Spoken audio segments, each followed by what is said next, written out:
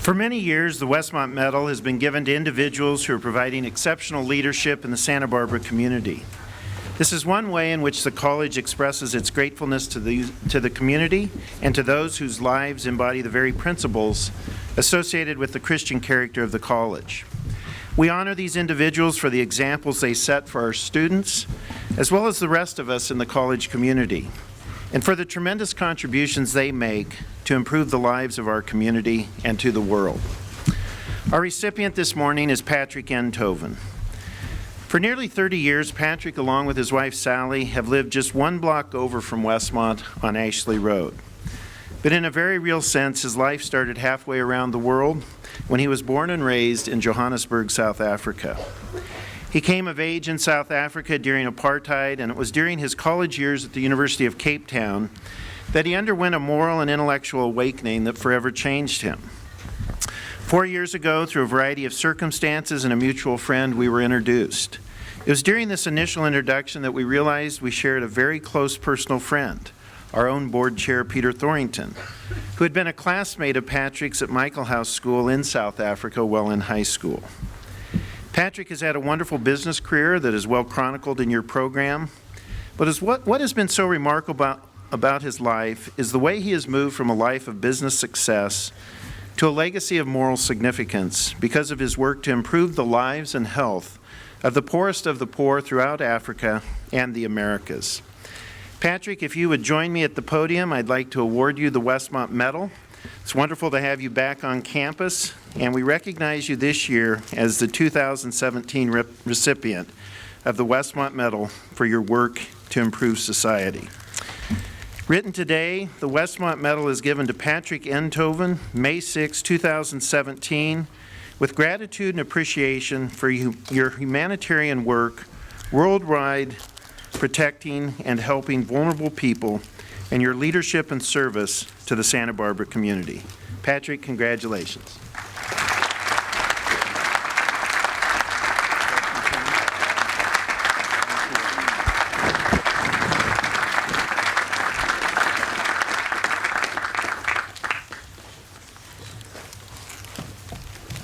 Can everybody hear me?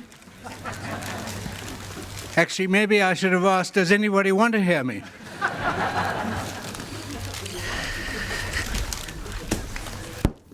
Thank you, Gail, for those very kind words and for honoring me in this very, very special way. I can't tell you how proud I am of now being part of this incredible college. However, when you told me about this award in your office maybe 3 months ago, I immediately thought, am I good enough to accept this honor? And to understand that, you need to understand a little bit of my background. I grew up in South Africa under the apartheid regime with all the privileges. And when I look back, I say to myself, I should have done more to change the lives of those people that were disadvantaged by the apartheid policy.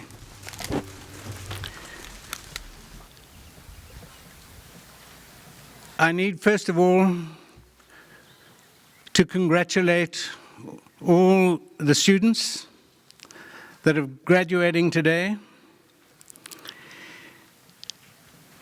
It was on a day like this, it wasn't actually graduation day, but it was a day like this in 1966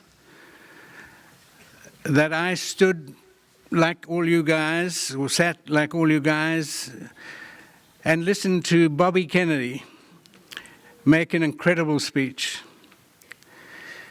As Gail said, it was a true awakening for me.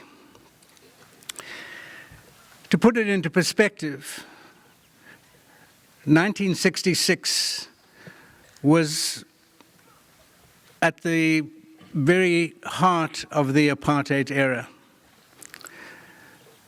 The apartheid government took control of absolutely everything.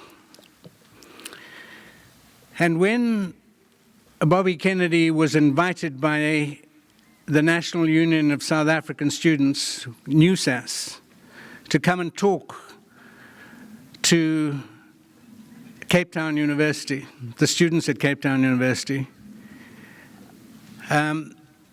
he was advised by the American consulate not to come. And the reason they advised him was there were draconian laws that could put people into prison for speaking against the apartheid system. And so, in true Bobby Kennedy tradition, he decided to come, but he was very, very clever during the speech. He essentially talked about this incredible nation that was discovered, the land was discovered by the Portuguese, first settled in by the Dutch, and then taken over by the English, and finally became independent. A land full of opportunity, which had to deal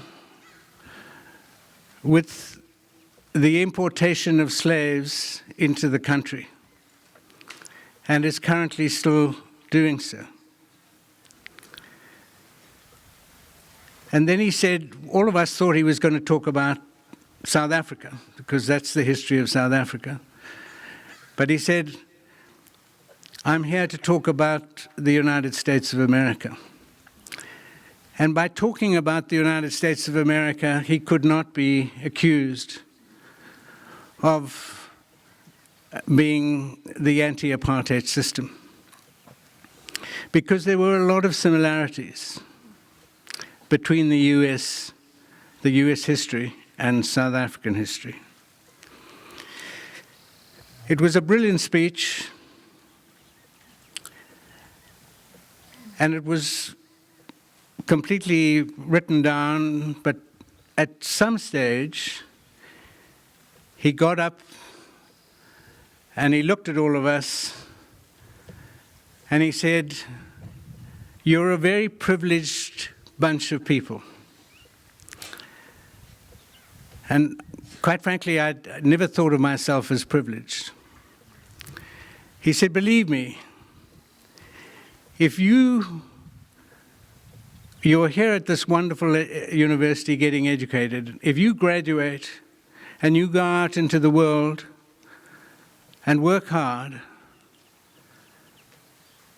there is every single chance that you will be successful and privileged."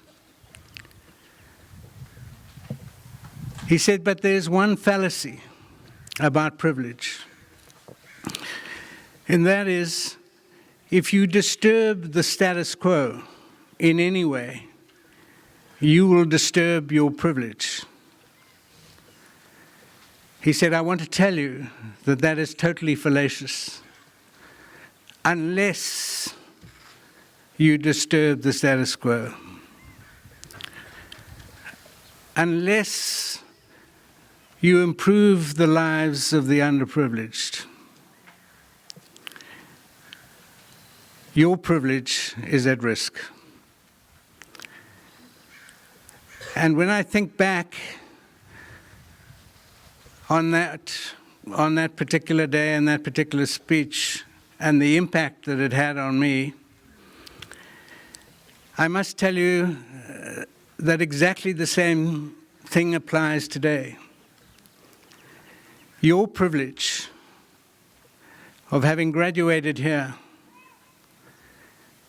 is at risk unless we all get together and help uplift those that are underprivileged. I'd like to end with one of my favorite African proverbs. If one generation plants seeds, the next generation will play in the shade. It sounds so simple, doesn't it? But in reality, it is incredibly meaningful. So what I'm saying to you is find something that you can be passionate about, that will uplift those who are underprivileged. Find something, work on it, and then plant it. Look after it. And thereafter, not only will your children play in the shade, but all the children who you have helped by planting those seeds. Thank you very much, ladies and gentlemen.